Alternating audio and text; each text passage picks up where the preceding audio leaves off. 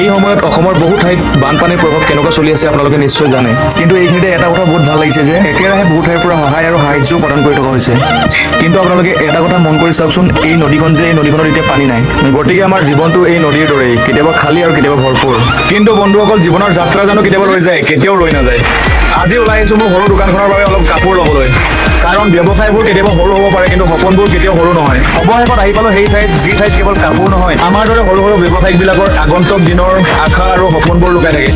এইফালে আকৌ আৰাধ্যা মাকৰ লগত কাপোৰ বাছনি কৰাত ব্যস্ত। যি কি নহওক, কিন্তু কামৰ মাজত এই সৰু সৰু সুখবোৰে জীৱনটোক বেষ্ট মধুময় কৰি তোলে।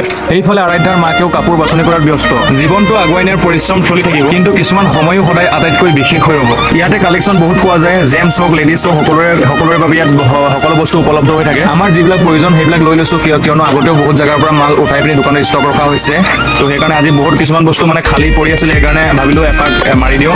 আৰু আৰাধ্যাই এইফালে কাপোৰৰ মাজত সোমাই পৰা ৰং ধেমালিৰে হাঁহি আছে, আৰু তাইৰ হাঁহিৰ মাজতে আমাৰ গোটেই পৃথিৱীখন লুকাই আছে।